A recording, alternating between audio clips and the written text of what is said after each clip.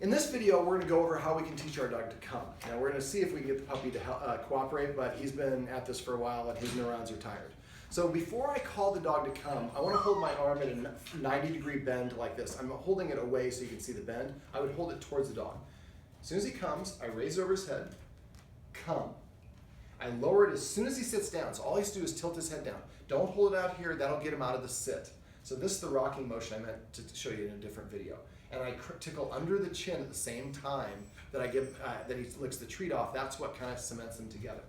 So what I do is I'm going to say the command word. Oh, that was great. He came here. So we want to say the word first. Crosby, come. Now he's not looking, so now I'm going to make a kissing sound. I lower it when he looks at me to get him to come. Come. This is remnants because this is all I have left in the bag. So I'm going to hold my hand like this. I want this part parallel to the ground and in the middle position. I don't want to be too high or too low. If the dog, I say come one time. If the dog doesn't come, then I make the kissing sound. As soon as it looks at me, then I start lowering my hand. See how this creates him wanting to come towards it. Once he gets close enough, I raise it over his head, put him in a sit, then I let him have the word, then I let him have the treat, and I say the word come. Even though he's going to a sit, and sit is something, that's all right, you can show her, come. Even though he's sitting, coming is the more challenging command. So that's what we're gonna reward. So I want him to think that I need to go and sit in front of whoever calls me like this. Come. I fooled you, he just got a treat.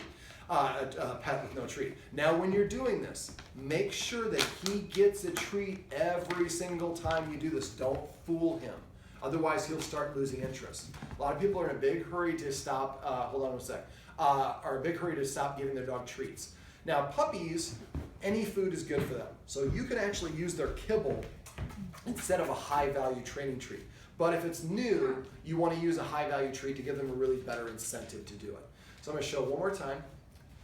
Crosby, come. Come.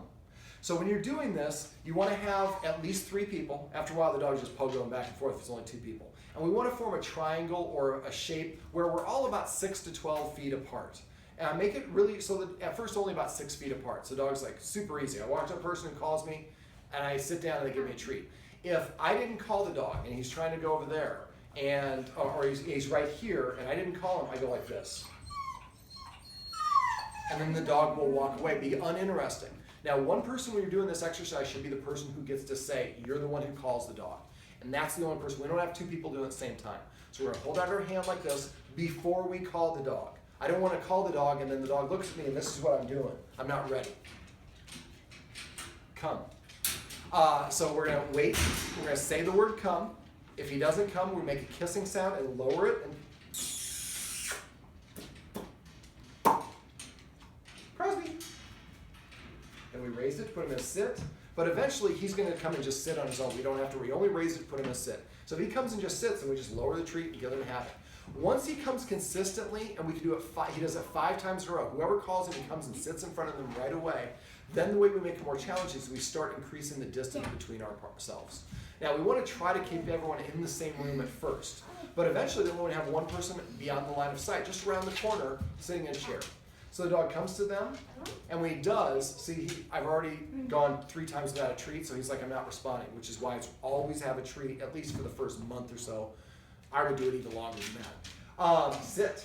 That was awesome. And then gradually we're going to make it bigger and bigger, so he has to come and find us, even though we're far on the opposite sides of the house, just with hearing us without being able to see us. Now, I also recommend you use passive training. So every time Crosby comes to me, and even if I didn't call him, I'm not going to say, oh, what a good, cute dog you are, Crosby. Let me love you up. I'm just going to say, come. The more that we do that, the more inclined he will be to do it, and the easier it's going to get him to do it when there are distractions and more stimulation, more stimulus around that he would rather play with and engage with. So this is how we can use positive reinforcement to teach our puppy to come.